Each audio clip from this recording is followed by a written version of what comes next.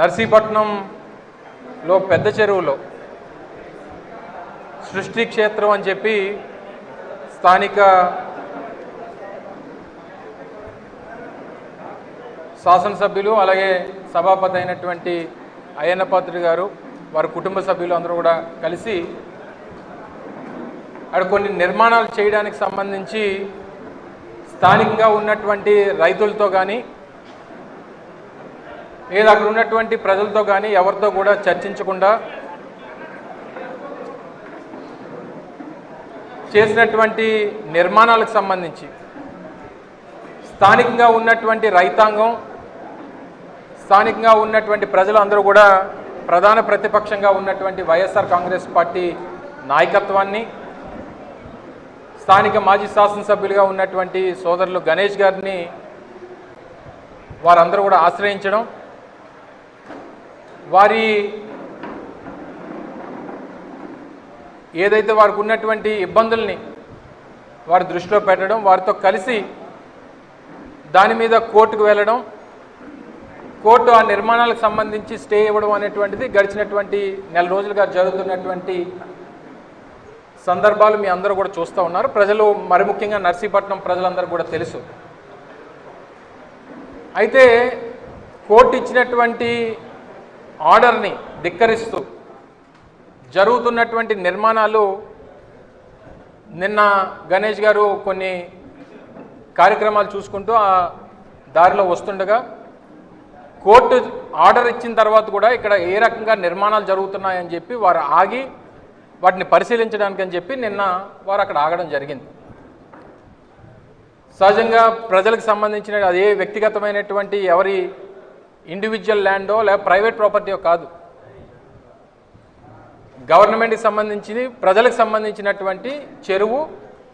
ఇందులో అక్రమంగా నిర్మాణాలు జరుగుతున్నాయన్నటువంటి ఉద్దేశంతో వారు నిన్న అక్కడ ఆగడం జరిగింది.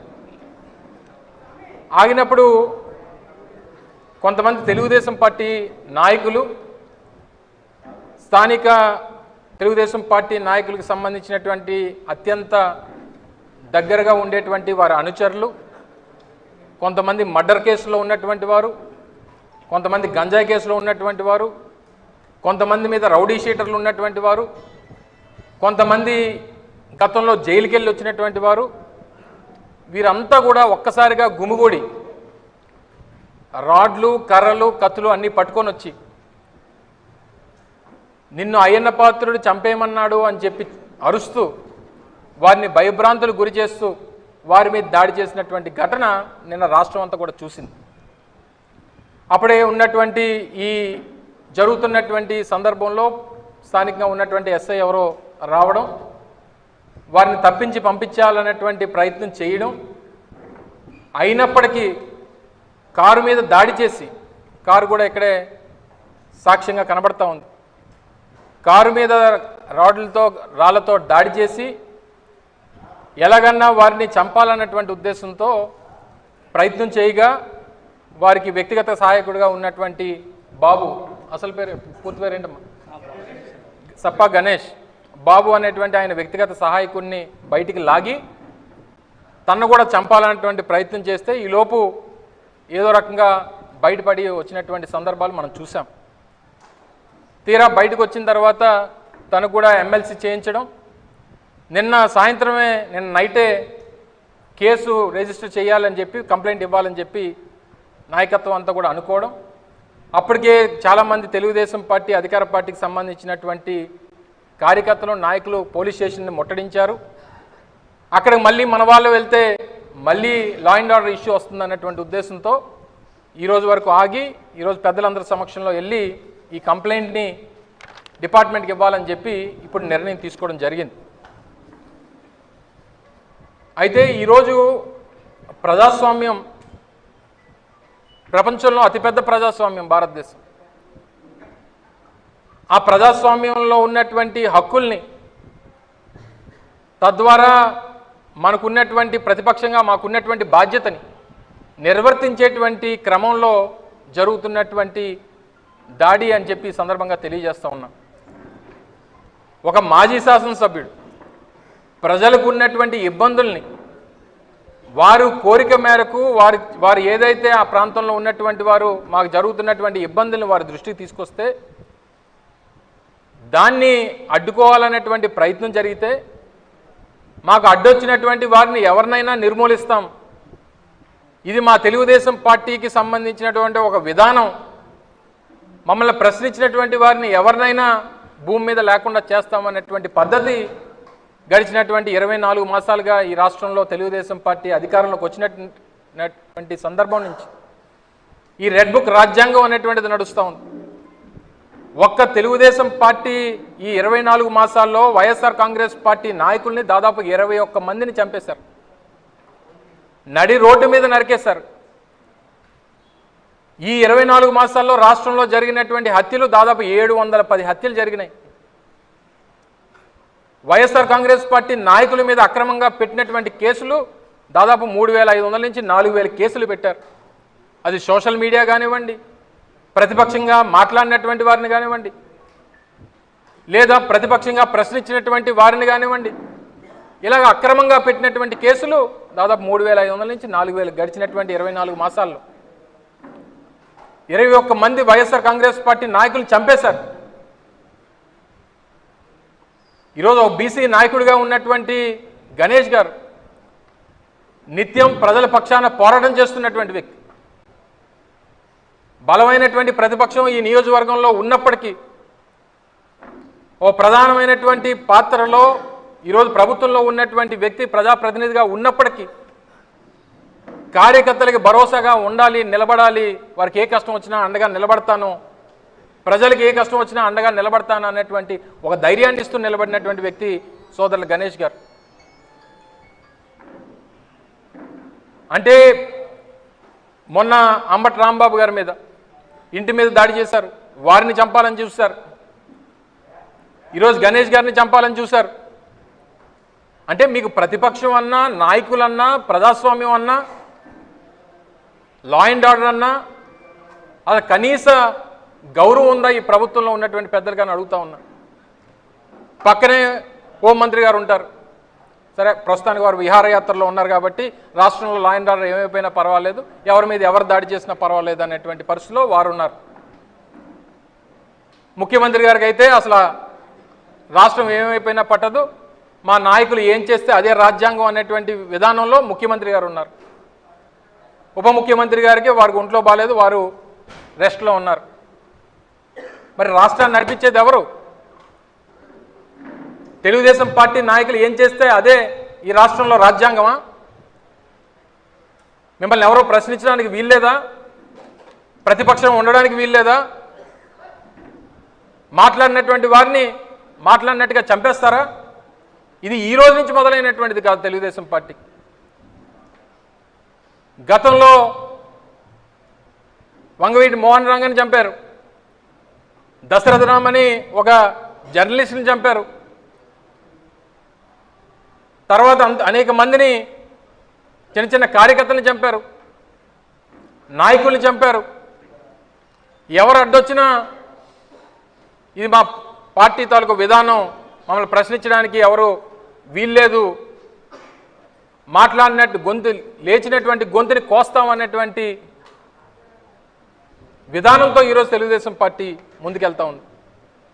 కూటమి నాయకత్వం అంతా కూడా ఆ రకంగానే వ్యవహరిస్తూ ఉంది. ఈరోజు పెద్దలందరూ కూడా, పెద్దలు ముత్యాల నాయుడు గారు, ధర్మశ్రీ గారు, భరత్ గారు, జిల్లా పార్టీ అధ్యక్షులు ప్రసాద్ గారు, సోదరులు గణేష్ గారు, అందరం కూడా వేదిక మీద ఉన్నటువంటి నాయకత్వం అంతా కూడా ఈరోజు మనందరం కూడా కలిసి వెళ్ళి కంప్లైంట్ ఇవ్వబోతా ఉన్నాం. ఇచ్చిన తర్వాత వారికి సమయం ఇస్తాం. క్లియర్గా ఇందులో ఎవరైతే నిన్న దాడి చేసినటువంటి వారు ఉన్నారో వారందరి పేర్లు ఇందులో మెన్షన్ చేశాం. ఇందులో రౌడీ షీటర్లు, మర్డర్ కేసుల్లో ఉన్నటువంటి వారు, గంజాయి కేసుల్లో ఉన్నటువంటి వారు, రాజకీయ హత్యా ప్రయత్నాలు చేసినటువంటి వారు అందరూ కూడా ఇందులో ఇన్వాల్వ్ అయి ఉన్నారు. వీరందరికీ సూత్రధారి స్థానిక స్పీకర్ గారు. వీళ్ళందరూ కూడా పాత్రదారులు. ఎట్టి పరిస్థితుల్లో ఇచ్చినటువంటి కంప్లైంట్ మీద యాక్షన్ తీసుకోకపోతే వారికి 24 గంటలో 48 గంటలో పార్టీ నాయకత్వం అంతా కూడా చర్చించుకొని వారికి కూడా సమయం ఇవ్వాలి కాబట్టి సమయం ఇస్తాం. ఇవ్వనటువంటి పక్షంలో పార్టీ ఒక పెద్ద కార్యాచరణ రూపొందిస్తాం. ప్రభుత్వం మీద ఒత్తిడి తీసుకొస్తాం, పోలీసు మీద ఒత్తిడి తీసుకొస్తాం. ఎవరికన్నా ఇబ్బంది కలిగితే ఈ పార్టీ అంటే ఈ నియోజకవర్గానికో ఈ నియోజకవర్గంలో ఉన్నటువంటి నాయకులకు మాత్రమే కాదు, మన పార్టీలో ఎవరికి కష్టం వచ్చినా జిల్లాలో ఉన్నటువంటి పార్టీ నాయకత్వం అంతా కూడా ఒక కుటుంబంలా కలిసి వస్తుంది, మీకు అండగా నిలబడుతుంది అన్నటువంటి ఒక భరోసాని పార్టీకి ఇస్తుంది అన్నటువంటి విషయాన్ని కూడా తెలియజేస్తూ ఉన్నాం. గణేష్ గారు రేపు ఈరోజు గణేష్ గారికి జరగవచ్చు, రేపు నాకు జరగవచ్చు, ఎల్లుండు ముత్యాల నాయుడు గారికి జరగవచ్చు. మనం ఇలా ఊరుకుంటే రేపు ఇంటికి వచ్చి మన మీద దాడి చేసేటువంటి పరిస్థితులు వస్తాయి. ఎట్టి పరిస్థితుల్లో అవకాశం వారికి ఇవ్వడానికి వీల్లేదు. రెండోది, ఉత్తరాంధ్రలో ఇటువంటి సంస్కృతి లేదు. గతంలో ఎప్పుడన్నా ఈ ఉత్తరాంధ్ర ప్రాంతంలో ఇటువంటి సంస్కృతి లేదు. మందేరు ఎప్పుడు కూడా రాజకీయంగా ఆరోపణలు ప్రత్యారోపణలు చేసుకోవడం అనేటువంటిది సహజం. అది రాజకీయాల్లో సహజంగా ఉండాల్సినటువంటి విధానం.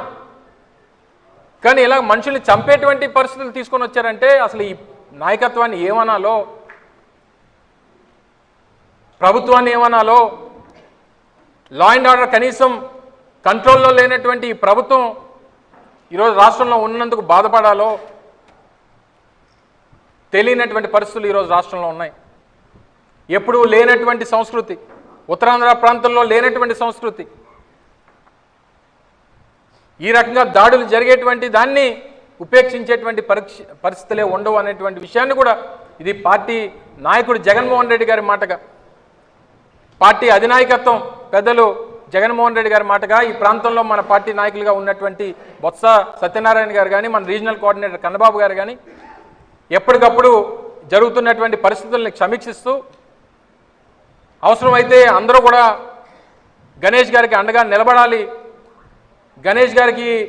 గణేష్ కుటుంబానికి భరోసాను ఇవ్వాలనేటువంటి అభిప్రాయంతో రాత్రి నుంచి పెద్ద ఎత్తున రాష్ట్ర వ్యాప్తంగా పార్టీ అంతా కూడా వారి వెంట ఉంది అనేటువంటి మెసేజ్ని ఇస్తూ ఉంది. ప్రభుత్వం ఇప్పటికన్నా దిగి రావాలి, ఇచ్చినటువంటి కంప్లైంట్ మీద తక్షణమే యాక్షన్ తీసుకోవాలి, తీసుకొని నిన్న దాడి చేసినటువంటి వారి మీద వారిని అరెస్ట్ చేయాలి. ఏదో చిన్న చిన్న కేసులు పెడితే ఊరుకునేటువంటి ప్రసక్తే లేదు. అటెంప్ట్ టు మర్డర్ కేసు 307 పెట్టాల్సిందే.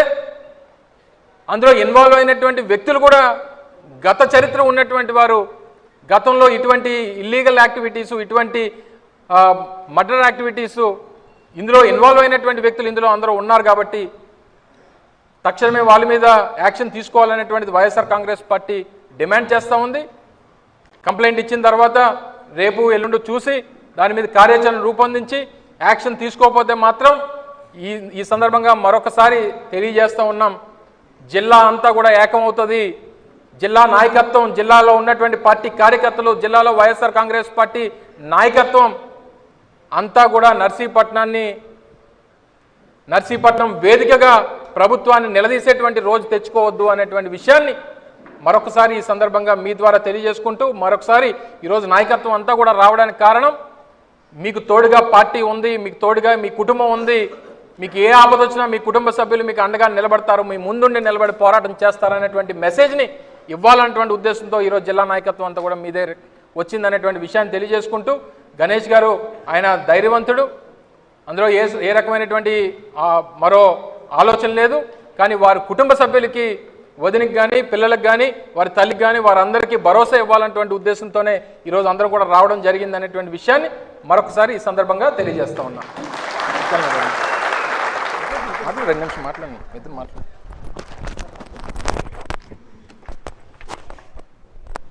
నిన్నటి రోజున రాత్రి సుమారు 8:30 గంటల ప్రాంతంలో మాజీ శాసనసభ్యుడు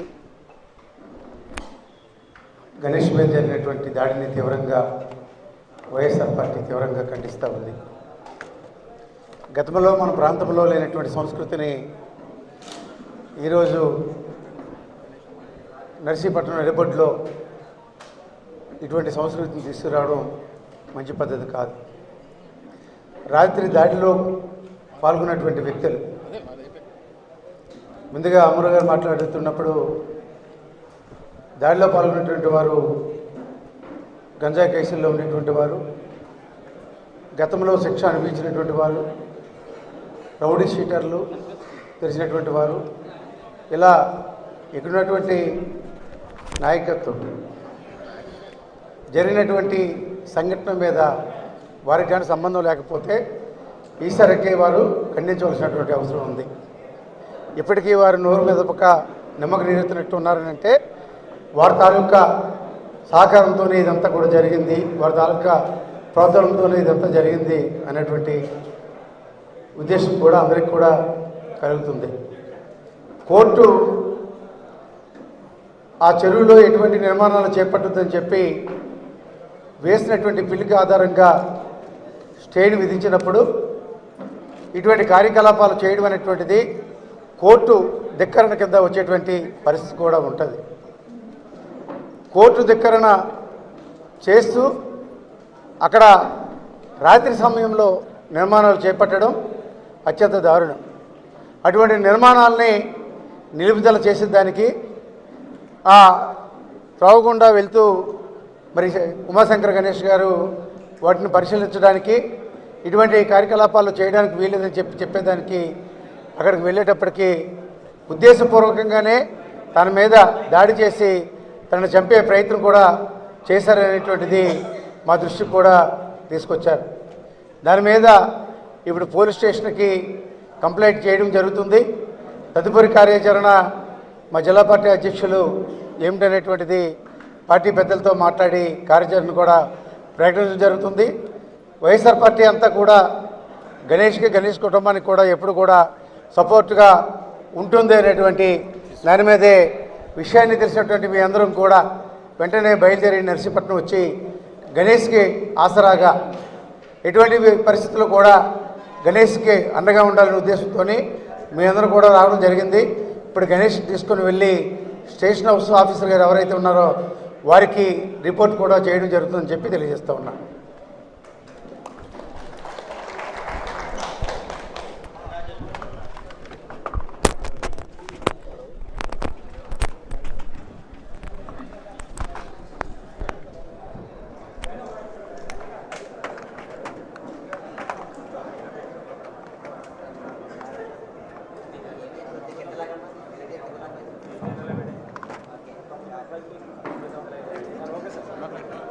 అందరికీ నమస్కారం. నిన్న రాత్రి జరిగినటువంటి సంఘటన చూస్తుంటే రాష్ట్ర వ్యాప్తంగా వైఎస్ఆర్సీపీ శ్రేణులతో పాటు మధ్యస్థంగా ఉన్నటువంటి వాళ్ళందరూ కూడా ముక్కును వేలేసుకుంటున్నారు. ప్రజా సమస్యల కోసం ప్రజాస్వామ్యబద్ధంగా ఏ ప్రజాప్రతినిధి అయినా సరే ప్రశ్నించకూడదనేది రాత్రి జరిగినటువంటి సంఘటన ద్వారా అర్థమవుతుంది. కేవలం ఇక్కడ పెద్ద చెరువు నిర్మాణంలో అక్రమంగా కట్టడాలు కట్టొద్దని అక్కడ ఉన్నటువంటి రైతాంగం అంతా కూడా నర్సీపట్నంలో ఉన్నటువంటి గతంలో శాసనసభ్యులుగా పనిచేసినటువంటి సోదరుడు గణేష్ దగ్గరికి విన్నవించుకుంటే గణేష్ చెప్పాడు, మనం ఈ ప్రభుత్వానికి ఎన్ని చెప్పినా సరే చేమకుట్టినట్టు కూడా ఉండదు. ఎందుకంటే ఇది ఈ ప్రభుత్వంలో ఉన్నటువంటి పెద్దలు కానీ కాదు, ప్రభుత్వంలో ఉన్నటువంటి గెద్దలు కానీ ఒక రౌడీ రాజ్యంగా ఉన్నది. కోర్టు పరంగా మనకు న్యాయం జరుగుతుందని కోర్టుకి వెళ్ళాడు. పాపం పెద్ద చెరువులో నిర్మాణం చేయకూడదని స్టే ఇచ్చారు. కోర్టు వారు స్టే ఇచ్చిన తర్వాత కూడా అక్రమంగా నిర్మాణాలు చేసేస్తుంటే రాత్రి ఏదో కార్యక్రమానికి వెళ్ళి ఇదేంటి ఇది తప్పు, కోర్టులో ఉంటుండగా కోర్టు స్టే ఉంటుండగా ఈ పని చేయడం మంచిదా అని ప్రశ్నించడానికి వెళ్తే మీరు గణేష్ పై మర్డర్ చేయడానికి వస్తారా? మీరు ఏమనుకుంటున్నారు? ప్రభుత్వంలో ఒక ప్రజాస్వామ్యబద్ధంగా పరిపాలించడానికి ఉన్నారా, లేదంటే ఇంక ప్రశ్నించడం లేపేద్దాం చూసారా? మన జోగి రమేష్, అంతకుముందేమో ఒక రామకృష్ణ, ఆ తర్వాత ఏమో అంబటి రాంబాబు, ఎవరు అడిగితే వాళ్ళు ఏమో కొట్టడం, ఇల్లులు తగలెట్టడం, మర్డర్లు చేయడమే మీ సంస్కృత. ఇందాక మా అమర్ చెప్పినట్టు మీకు మీ నేపథ్యమే, మీ పుట్టికే, మీ డిఎన్ఏలోనే ఒక రౌడీ రాజ్యంగా మార్చేద్దామని, రాష్ట్రాన్ని అల్లకొల్లం చేద్దామని చూస్తున్నారా? ఏంటి మీ సంకేతం? లోకేష్లో కేసు ఉందని చెప్పి అందరి మీద ఏంటంటే తప్పుడు కేసులు బనాయించేస్తారా మీరు? నీ పేరులో ఉంది లోకేష్ అని, కానీ లోకేష్ ఉంటే నువ్వు ఆ పేరులో కేసు ఉంది కదని కేసే పరమావధిగా రెడ్ బుక్ రాజ్యాంగం పెట్టడం, తద్వారా కేసులు బుక్ చేయడం. ఏంటి ఇది? మీరేంటి? మాకు ఎప్పుడైనా మా ఉత్తరాంధ్రలో ఇలాంటి సంస్కృతి, ఇలాంటి కేసు నేచర్ కానీ ఇలాంటి కల్చర్ కానీ మాకు ఎప్పుడు లేదే. గతంలో ఎంతోమంది తెలుగుదేశం వాళ్ళు కూడా గతంలో పరిపాలించారు, ఎప్పుడు ఇలాంటిది లేదు. దౌర్భాగ్యం ఇప్పుడే ఈ పరిస్థితి. దానికి ఎవరిని రౌడీ షీట్లు ఎవరు ఉన్నారో, రౌడీ షీటర్స్, ఆ గంజా వ్యాపారాలకి డాన్గా ఉన్నటువంటి వాళ్ళు ఎవరున్నారో, మీరందరూ కూడా ఇక్కడ ఉన్నటువంటి సభాపతిగా ఉన్నటువంటి ప్రజాప్రతినిధిగా మరి అయ్యన్న, నీ పేరులో అయ్యన్న ఉంది, నువ్వు తెయ్యన్న అనాలా ఏమనాలి? నీ వెనకాల ఉన్నటువంటి వాళ్ళందరినీ కూడా ఇష్టారాజ్యంగా నువ్వు ఇలాంటి వాళ్ళు ప్రోత్సహిస్తావా? ఎంతో గౌరవం అది. ఒక గౌరవమైన పదంలో నువ్వు పదవిలో కూర్చున్నావే. నీ ప్రత్యర్థి అయినంత మాత్రాన గణేష్ పిఏని ఈరోజు గణేష్ని మర్డర్ చేసేద్దాం చూసావు. రేపో ఎల్లుండో చూసి ఈ ఇల్లులు కూడా తగలెట్టడానికి చూడడానికి సిద్ధంగా ఉన్నామేమో. ఎందుకంటే అలాంటి వాళ్ళని ధర్మిరెడ్డి మధు అట గతంలో మర్డర్ కేసులో ఉన్నాడు. అలాగే కట్టు నాగు, ఆయన మీదేమో attempt murder, Katta Nagu attempt murder case ఆయనకుంది. బండారు సంతోష్ గంజాయిలో డాన్ ఈయన. అలాగే ఇక్కడ ఉన్నటువంటి ఉప్పలపు గోవిందు, అదే రకంగా ఇట్టంశెట్టి మల్లేశ్వరరావు, తమ్మునాయుడు, ఏంటి వీళ్ళందరూ కూడా ధర్మిరెడ్డి మల్లిబాబు, చింతల గణేష్, ఇలాంటి వాళ్ళు గోండాలని రౌడీలని ఇలాంటి వాళ్ళు పెట్టుకొని మర్డర్ చేద్దామని చూస్తున్నావా? ఇప్పుడే చెప్తున్నా, వైఎస్ఆర్సీపీ అంతా కూడా జిల్లాలో ఉన్నటువంటి నాయకత్వంతో పాటు రాష్ట్ర నాయకత్వం అంతా కూడా గణేష్ కుటుంబం వెనకాల గణేష్ తోటి, గణేష్ నర్సీపట్నంలో నువ్వు ఎంతమంది గోండాలు పెట్టినా గణేష్కి అండగా ఉండడంతో పాటు మిమ్మల్ని ఎక్కడ మట్టాలో ఎక్కడ పెట్టడం కోసం వైఎస్ఆర్సీపీ సిద్ధంగా ఉంది. న్యాయబద్ధంగా మేము పోరాటం చేస్తున్నాం. మా న్యాయబద్ధమైన పోరాటంలో పోలీసులు కూడా సహకరించాలా. పోలీసు ఉంటుండగా, ఎస్ఐ ఉంటుండగా, ఒక పక్క ఎస్ఐ గారికి సిఐ గారికి ఇన్ఫార్మ్ చేసిన తర్వాత కూడా కారుని తగలెట్టేసి, కారునేమో అద్దాలు చదువుకొట్టేసి కారులో ఎక్కినటువంటి గణేష్ని కూడా ఒరే నిన్ను లేపేస్తావురా అని వెనక నుంచి మధుగాడు ఆల్చేత నువ్వు పేలాపలను పేలిస్తున్నావంటే ఏంటి మీ ధైర్యం? 2 రోజుల్లో కానీ ఈ దోషులు ఎవరైతే ఉన్నారో వీళ్ళపై చర్య తీసుకోకపోతే తక్షణమే రాష్ట్రంలో ఉన్నటువంటి నాయకత్వం అంతా కూడా నర్సీపట్నంలో దిగి మిమ్మల్ని కూడా చట్టపరంగా వాళ్ళపై చర్య తీసుకునే వరకు కూడా పోరాటం చేయడం కోసం సంసిద్ధంగా ఉందని, దానికోసం జిల్లా నాయకత్వం అంతా కూడా ఈరోజు ముత్యాల నాయుడు కానీ, లేదు ప్రసాద్ కానీ, లేదంటే సూర్యబాబురాజు కానీ, అలాగే ఇక్కడ ఉన్నటువంటి భరత్ కానీ, మేమందరం అమరుతో సహా అందరం కూడా ఇక్కడ రావడానికి కారణం ఏంటంటే పార్టీ మీకు అండగా ఉందని. కుటుంబస్తులకు కూడా చెప్తున్నాం, ఆ చెల్లెమ్మలకి చెప్తున్నాం, మీరు ధైర్యంగా ఉండండి. మీరు ఎవరికి కూడా భయపడవలసిన అవసరం లేదు. అయ్యన్న పాత్రుడు కాదు, వెనకాల ఎన్ని గోండాలు ఎంతమంది వచ్చినా సరే వాళ్ళ తాలూకా బ్యాక్గ్రౌండ్ అంతా తెలియలేనోడైతే భయపడతాడు. కానీ మేమందరం కూడా బ్యాక్గ్రౌండ్ ఉండాలి. ఎలా చేయాలో, ఎక్కడ పెట్టాలో, ఎక్కడ మట్టాలో పెట్టడం కోసం వైఎస్ఆర్సీపీ సిద్ధంగా ఉందని, కుటుంబానికి అండగా ఉంటుందని పత్రికాముఖంగా తెలియజేస్తూ, ఈరోజు గణేష్పై ఎవరైతే దోషులు ఉన్నారో దోషులందరిపై కూడా వెంటనే శిక్షించాలని పోలీసు వారు తక్షణమే దీనిపై చర్యలు తీసుకోవాలని డిమాండ్ చేస్తూ సెలవు తీసుకుంటున్నా.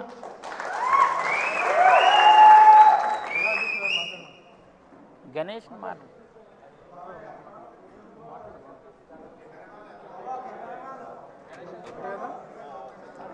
మాట్లాడ్డా మాట్లాడించారు గణేష్, మళ్ళీ డీటెయిల్స్ మాట్లాడారు.